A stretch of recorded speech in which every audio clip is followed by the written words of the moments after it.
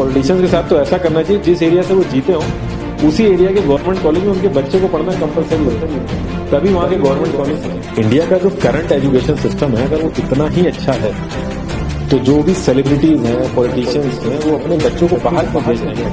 A+B का whole square is equal to A square plus B square plus 2AB। इसका real life में क्या use है किसी को नहीं पता, न प्रिंसिपल, न टीचर, न बच्चे, बस पढ़ाई चले जाते।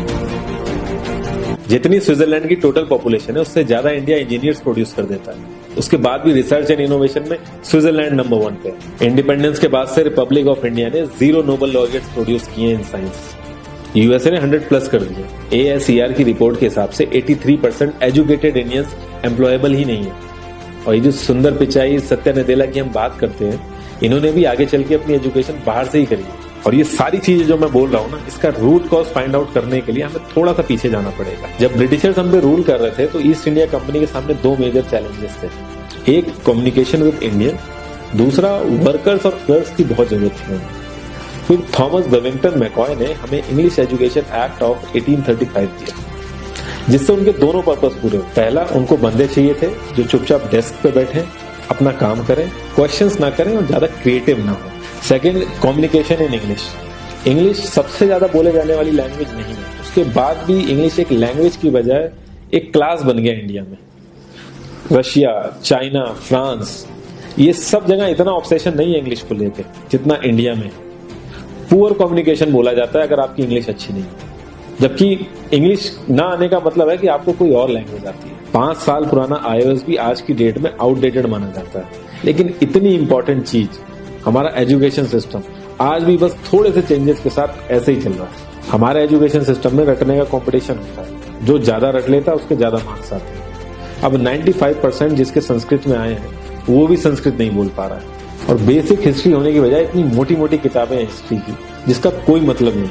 अगर आज की डेट में आपको कुछ भी पता करना, आप गूगल से पता कर लो, उसके लिए आपको याद करने की जरूरत नहीं इतना कुछ। और ये गवर्नमेंट स्कूल में हर क्लास में इंग्लिश का सब्जेक्ट है। 12-12 साल लगाने के बाद भी लोग इंग्लिश नहीं बोल पा रहे हैं। और बिना किसी बुक को पढ़े 5 साल का बच्चा सीख लेता है, क्योंकि उसको वैसा एनवायरमेंट मिल जाता है। A+B का whole square is equal to A square plus B square plus 2AB। इसका रियल लाइफ में क्या यूज है किसी को नहीं पता, न प्रिंसिपल, न टीचर, न बच्चे, बस पढ़ाई चले जा रहे हैं। हो सकता है इसका कुछ मतलब हो, लेकिन आप ट्राई करके देखें ना, किसी को नहीं पता।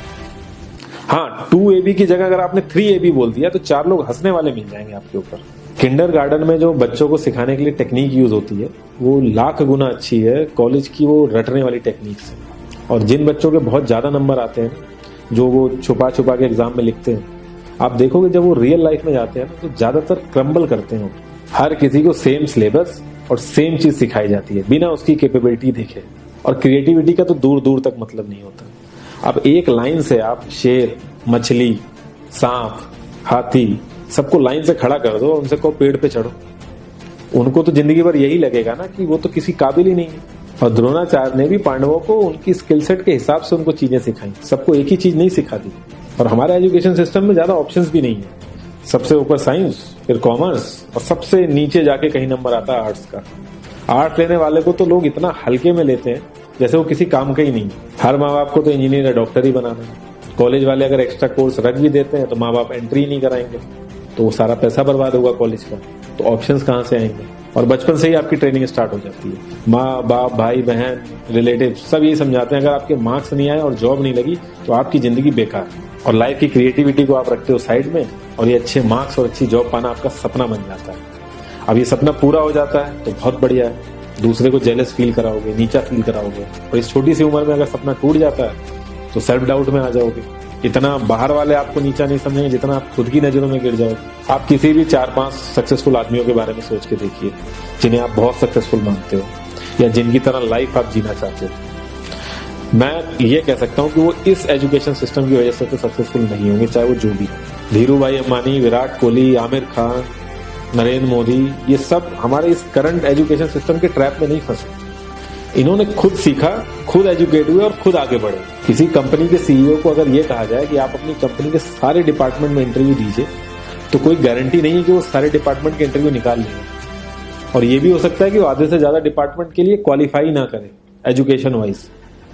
लेकिन वो पूरी कंपनी चला सकता है। तो ये जो एक स्किल है, इसके बारे में बात क्यों नहीं होती? लोग अपनी 25% से ज्यादा जिंदगी इस करंट एजुकेशन सिस्टम में लगा देते हैं ताकि अपने से कम पढ़े लिखे आदमी की कंपनी में जाके उसके सपने पूरे कर सकें। इंडिया का जो करंट एजुकेशन सिस्टम है, अगर वो इतना ही अच्छा है तो जो भी सेलिब्रिटीज हैं, पॉलिटिशियंस हैं, वो अपने बच्चों को बाहर क्यों भेज रहे हैं पढ़ने के लिए? इनफैक्ट पॉलिटिशियंस के साथ तो ऐसा करना चाहिए, जिस एरिया से वो जीते हो उसी एरिया के गवर्नमेंट कॉलेज में उनके बच्चे को पढ़ना कंपलसरी हो जाए, तभी वहां के गवर्नमेंट कॉलेज सुधर सकते हैं। 368 प्यून की जॉब के लिए 1.5 लाख ग्रेजुएट और 24,968 पोस्ट ग्रेजुएट ने अप्लाई किया।